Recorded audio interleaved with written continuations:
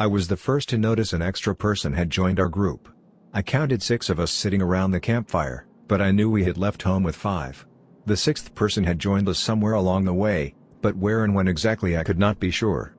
All the glowing faces looked familiar, like I had known them all for a lifetime. That was why it took so long to find the man out of place. I had to go through the faces one by one. I went through my history with them, recounting how I met them, how I knew them. I fit each one into my memories like puzzle pieces. First, there was Mark. He was sitting next to Sarah, chatting her up as always. I met Mark and Sarah 6 years ago in the 10th grade. Mark and I played wide receiver together on the school football team. Sarah was a cheerleader, and Mark always had a thing for her. The 3 of us started hanging out after games, Mark flirting non-stop, and Sarah always hilariously rebuking him after a while. Then there was Ben. We had been best friends since the 1st grade. Inseparable ever since we bumped heads playing tag during recess. He had his arm around his longtime girlfriend, Justine. She started at our school when she moved from Chicago in the 7th grade. Ben sat next to her in English, and soon she became a part of our group at the time. She was quiet and shy when she first arrived. But once we got to know her, she opened up. She was one of the coolest and nicest people you could ever get to meet. She had also become close with Sarah in the past few years. And then there was the 6th face, the piece that did not fit. I stared at him, and his name escaped me. That is if I ever had it in my memory banks in the first place. He looked familiar, but I could not place him in my memories. But why, if I recognized him, could I not remember his name? Why did he sit among us, acting as if he belonged? He stared at Mark and Sarah as they chatted. He laughed when they laughed, smiled when they smiled. I couldn't figure it out. The question burned in my head. How had he, a stranger, joined our little group without any of us noticing something amiss? "Yo, Porter." Ben pulled me from my thoughts. "Your head up in the clouds or something?" "I was just telling Justine about our 5th grade teacher." "What was his name again?" "Mr. Smith," I said. "Oh yeah, Mr. Smith? I was telling Justine how you could rile the guy up like nobody else. Remember that time you handed in an assignment printed in yellow ink?" Ben and Justine laughed. "Yeah, I remember," I said. I can still see the steam coming out of his ears. They laughed again, and I joined in half-heartedly. When I glanced the strange man's way, he was watching us, grinning. He was always watching, always on the periphery, never partaking. Part of the reason he had flown under the radar. I was struck with the sense that he was studying us. My skin crawled. Ben drained his beer and threw the empty can in the cooler. "Well, I gotta take a leak," he said, and walked into the woods, swallowed up by the dark. "You really know how to push people's buttons when you want to, huh?" Justine said. I shrugged. I was having trouble focusing on the conversation. The weight of the situation, the reality of it, was starting to hit me. A strange man had attached himself to our group unnoticed. And who the fuck knew what his motivations were? Questions raced through my mind. None I could answer. How had no one else noticed yet? Why had it taken me so long to notice? Was I going insane? Did I have amnesia and forget this one friend of ours? What in the hell was going on here? The strange man stood with jerkiness. "I gotta take a leak," he said. It was the first time I heard him talk. He spoke with an odd lisp. It sounded as if he had to force the words from his throat. He walked with an awkward gait, and like Ben, disappeared behind the dark veil of the trees. No one else flinched. Justine kept talking. "I always loved the long relationship you and Ben have. It was so hard moving cities and leaving all my old friends behind. I mean, I can't complain too much. I wouldn't have met Ben and all you guys otherwise." "Justine, don't you see what's going on here, huh? You're telling me you haven't noticed?" "Notice what, Porter? What are you talking about?" "Who was that guy?" I gestured to the vacated spot the strange man left behind. "Oh, him, he's She trailed off. She frowned into the fire. I could see her mind ticking over, and her eyes twinged with concern. I knew I wasn't going crazy. "I don't know," she said. "Who is it?" "That's what I'm trying to figure out." We stared at each other. Maybe Justine was cut off. An ear-piercing screech came from the woods. It sounded like a shrill, injured cat. A large cat. The sound split the air and cut our conversation short. A blanket of silence fell over the 4 of us, only the crackling campfire persisted. The woods were still and quiet. "The fuck was that?" Mark broke the silence. "I don't know," Sarah said. "I've never quite heard an animal like that before." Sounded like some fucked up mountain lion, Justine said. You ever heard anything like that before, Porter? I shook my head. My fingers tingled with adrenaline. Ben was still in the woods, and the strange man was out there with him. Dread filled my gut. There's no mountain lions out here, Mark said. It's probably an elk. They can make some creepy sounds. Sarah agreed. Justine bit her lip and scanned the woods. It's probably okay. I think Mark's right, I said to her. But I wasn't sure I believed it. Mark and Sarah had started up their conversation again when the strange man bumbled out of the woods. They paid him no mind. I was hoping something would have triggered in them by now, but they were oblivious. The strange man took a beer from the cooler. He fumbled with it, struggling with the tab. It was as if he'd never opened a can before. When he finally had it open, he sat, beer in hand, and continued to watch Mark and Sarah, a thin smile on his face. He never did take a sip. I watched him from across the campfire, his head wavering behind the heat. I touched on what made me uneasy about this strange man, aside from the fact he had managed to infiltrate our group without any of us noticing for a long time. He moved with jerkiness and awkwardness, like a newborn animal. Nothing he did was smooth or well practiced. It made everything he did look like an act, an imitation. I didn't make the connection at the time, but I should have seen this man was not quite human. But at the moment I wasn't sure what to think. I guess I just thought he was a freak. I considered calling him out, then and there. I wanted to ask him just what the fuck he was doing.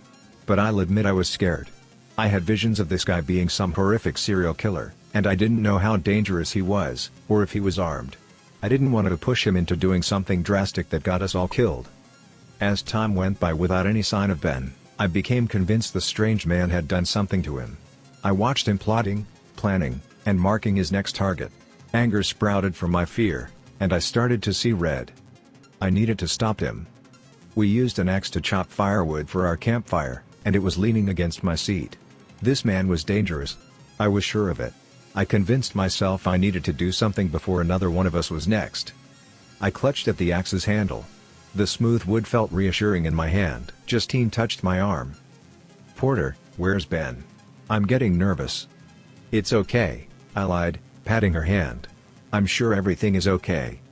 I stood with axe in hand.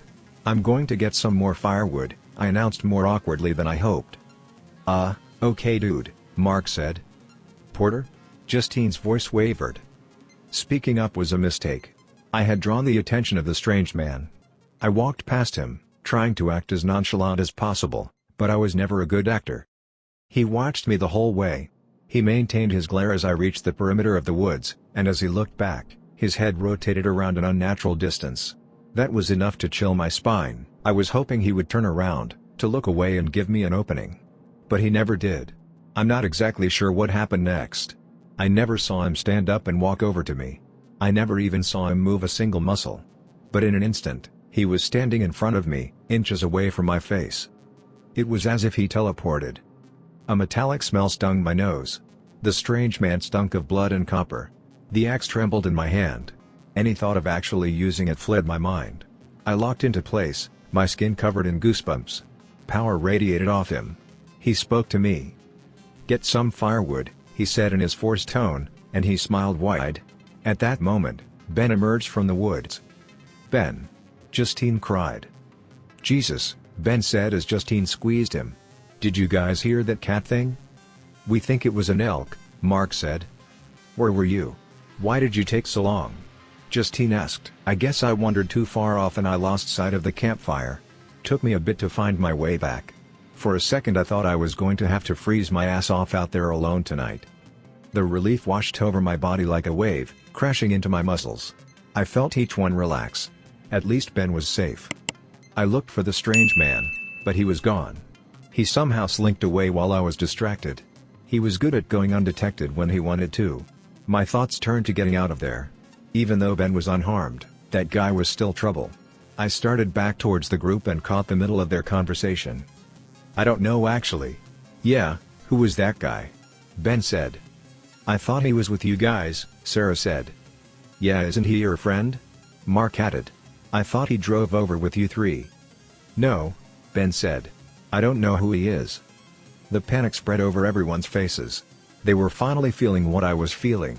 The realization had set in. We need to get out of here, I said. Before he comes back." "Yes please," Justine said. "We have to leave now. That guy was a freak. Right, Porter?" "Yeah," I said. I explained to them how I noticed he was the odd man out when we were sitting around the fire.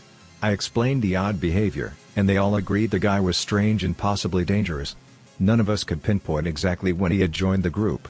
He had slipped in unnoticed and unaccounted for. It was uncanny. We packed our tents in record time. We trekked the 15 minutes to our cars through dark woods, flashlights in hand. We heard the screech of the elk again if it was an elk, which I have my doubts about now, and we took some comfort from the fact it sounded farther away.